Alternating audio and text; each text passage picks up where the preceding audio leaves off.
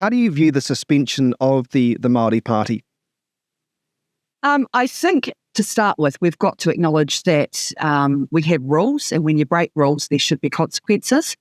But the consequences, rules only work if the consequences are commensurate with what with what the breach was. Otherwise, rules would just be guidelines or suggestions, wouldn't they? And I think the suspension in this case of 21 days was so out of line with what should have been expected that it made the concept of a punishment a bit of a farce, which is, I think, a really dangerous precedent. And I think that the Right Honourable Adrian Ruawhai summed that up nicely yesterday when he said, be careful what you wish for. The Privilege Committee is supposed to be a committee of Parliament. It's not a government committee, and it shouldn't be weaponised to, make punishments that are not fair and reasonable. And I think that's what's happened here. Matt, do you believe that the Privilege Committee has been weaponised by those who don't like the Māori Party? No, not at all. I think it's very little to do with Te Pāti Māori, and more importantly, about ensuring that we have a sense of following the rules here in Parliament. Quite rightly, people expect when they send their elected representative here to Parliament to ensure that we are fulfilling their obligations. And obstructing a vote is probably one of the worst things you can do. Members of Parliament, quite rightly, should have the democratic freedom to exercise their vote. So it's very clear this wasn't about haka or waiata or individuals specifically. It was about their behaviour. That's why we have a Privileges Committee. And I think when you look at the context of the issue, not only did these individuals try to obstruct a vote, they failed to appear in front of the Privileges Committee. And I think you talk to most New Zealanders and they would say that the punishment was fair and reasonable. Can I just say, this all seems, even discussing this, it all seems like a sideshow, doesn't it? And it almost seems like we're playing into the Māori Party's narrative, and that is for publicity. And at the end of the day, everything they seem to be doing is very strategic. And I don't hear much about policy, but I certainly hear a lot about, Māori Party members carrying nooses, and, it's becoming a sideshow. And I don't think that's good for democracy, is it, Tracy? Well, I think you hit the nail on the head when I think the public don't want to hear us talking about ourselves at all. And we do need to move on. And that's why we were very keen right from the beginning to make sure that there was a breach. Breach attracted a penalty, and the penalty was commensurate with what it happened. And it should have been in line with previous breaches. And it could have been over and done with relatively quickly, and we wouldn't still be sitting here talking about it if the punishment hadn't been so outrageously large. But here we go. But it is one. Matt, the thing is, though, in the end, the Māori Party's won, haven't they? Because they've got the publicity they want. They were on, social media last night blaming colonisation, as they often do, for the world's problems and for this, and of course a racist parliament. It's the same old rhetoric, but it plays into the hands of some of their voters, doesn't it? Oh, I think quite clearly what you can see is one group of MPs who are diligently trying to uphold the rules here in Parliament, and another group of MPs, like you allude to, Chris, who are here more on an activism basis, who openly flout the rules, don't bother to turn up to budget day, and basically just want to get the short clips for their TikTok accounts. And ultimately what will happen next year is people will get to choose what group of MPs they want to put back in the House. Are you guys on TikTok? I'm not, no. No. A good thing of a man of my age to be on TikTok, Chris. No, I'm on TikTok, but I barely use it, I suppose. I was watching some of them. Was around the corridors at the best of times. We don't need to see it. Does he mince around the corridors of power, does he? Excuse me, let's discuss this. I find this extraordinary, Matt. This is your patch here, the estimated $1 billion cost for the Woodend bypass. Some have even suggested if you could move the whole town of Woodend for that price. It does seem like an extraordinary amount of money, $1 billion for, how many kilometres is it? Well, to start off with, there is a confidence interval of around $800 million to $1 billion. And And let's be very clear, if the last Labor government hadn't cancelled the Woodend bypass 6 years ago, it would have been built a hell of a lot cheaper. So that is the price we pay for inaction. But let's also remind ourselves it's actually the Belfast to Pegasus Expressway, including the Woodend bypass. So it does include a lot more upgrades than just the Woodend bypass. For instance, the flyover at Pineacres Corner. And also there is quite an extensive design for a flyover between Pegasus and Ravenswood, and with an interchange system equivalent to what you see in front of the airport. So it is top spec. It is much needed. It will be a game changer for Canterbury.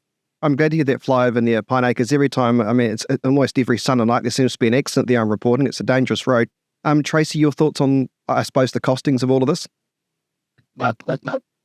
Well, I suppose the question is who's paying for it? I mean, Matt and the National Party certainly made a big deal about the announcement, and now we're hearing that it could well be a toll road. So, it's one thing to make a big deal about getting it done, but then, a few weeks later say, but hey, guess who's going to foot the bill? I think the bigger question here, though, is about the South Island getting its fair share.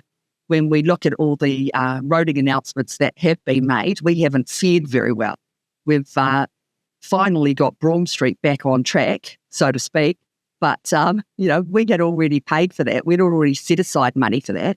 That was canned, and now the government's re-announced it, but they've taken away the $78 million from public transport to pay for it. So I think the South Island's getting the raw end of the deal. And as a South Island minister, Matt, we need you to get in there and advocate for us. Come on, Matt, get in there. Tracy, I think that's very ironical that under your last Labor government for the 6 years, you cancelled every roading project in the South Island and are now critical of us when you're in opposition that we're not doing enough. The roads being built under this national government are more roads that were built under your last Labor government.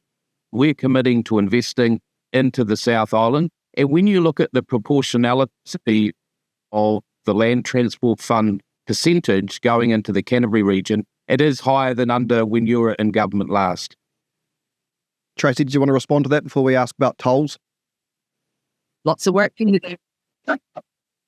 Matt, do you support? There's lots of work. I think most people in the South Island would say, didn't get a fair shake, so they need to improve. Matt, are you supportive of a toll for the Woodend bypass?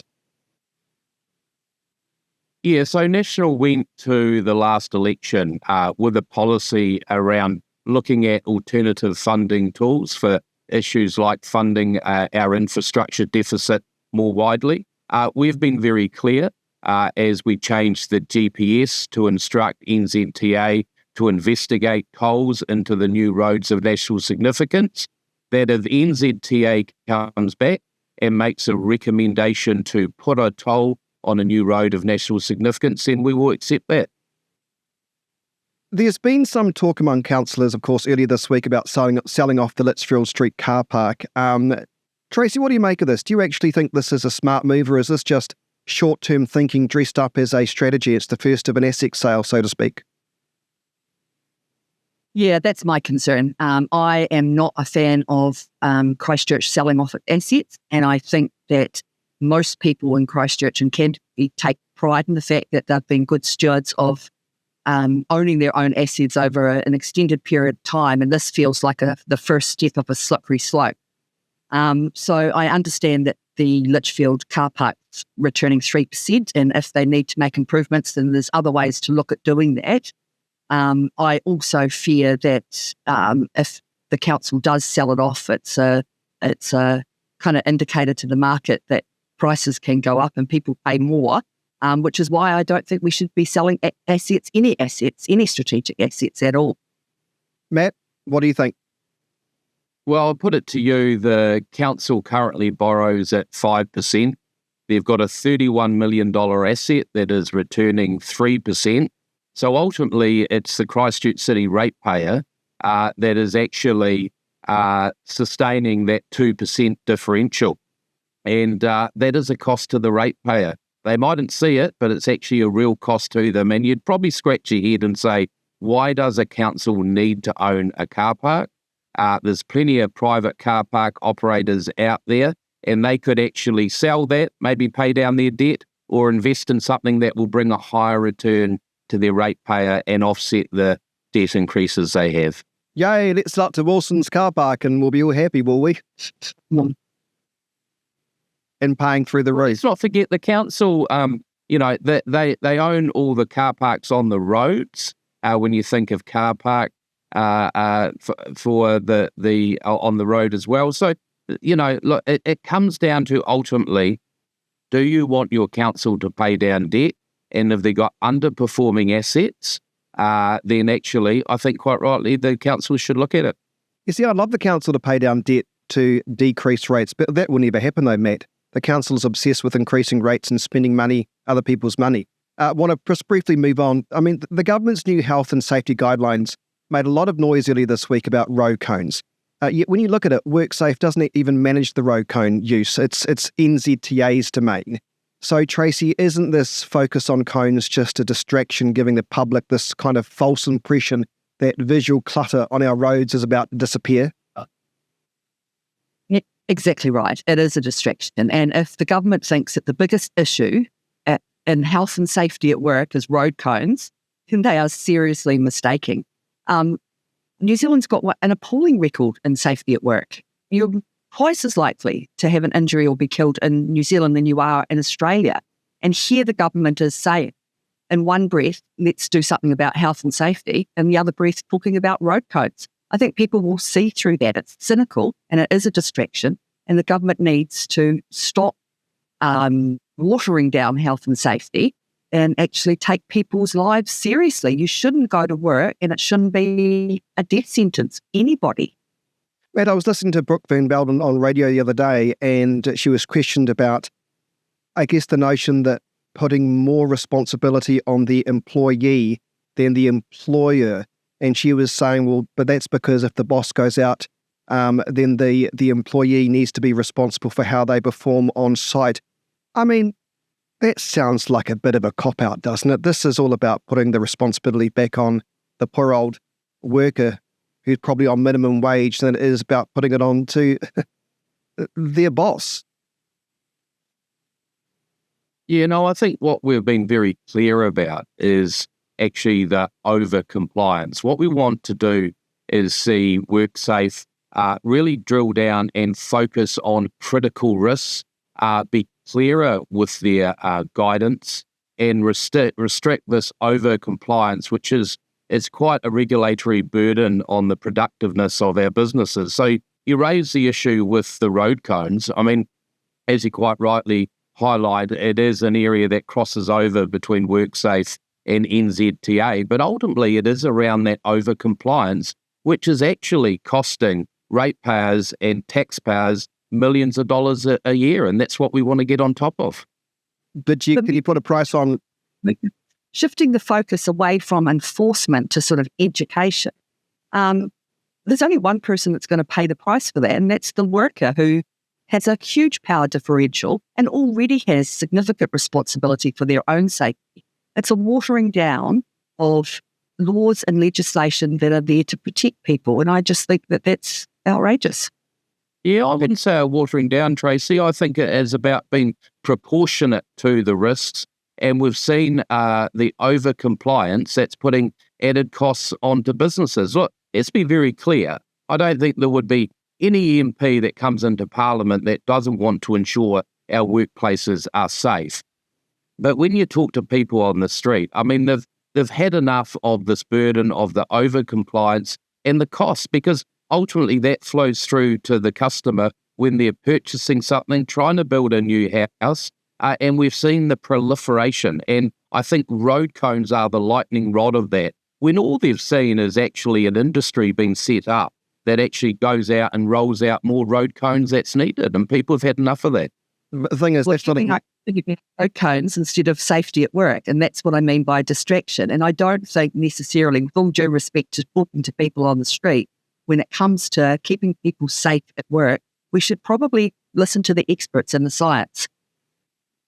The Commerce Commission is moving to stop supermarkets from charging suppliers for activities like shelf stocking and promotional displays. When I read this, I thought, oh, good on you, Commerce Commission. You're pretending to do something about the high cost of food in this country. I mean, look, this is BS, isn't it? When I read it, I thought, well, somebody's a bit bored at the Commerce Commission. They put out a press release pretending they care about the consumer, and they're going to do everything they can by suggesting they stop supermarkets from charging people from placing things on shelves. I mean, that's not going to bring down the cost of food, is it, Matt?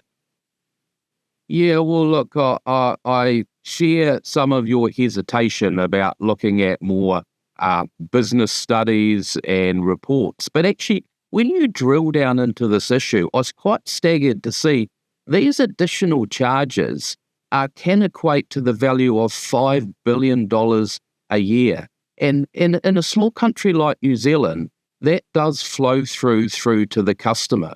And so quite rightly, what the Commerce Commission and the Grocery Commission are looking at is to stop those charges. And ultimately, that will respond in wholesale prices coming down, which is cheaper for the customer. But you'd have to say to yourself, that's a staggering amount of additional charges at $5 billion to the grocery sector. Yeah, I'll give you that then. I was unaware that is a lot of money. Tracy, maybe I should eat my words. Do you think that'll change things then?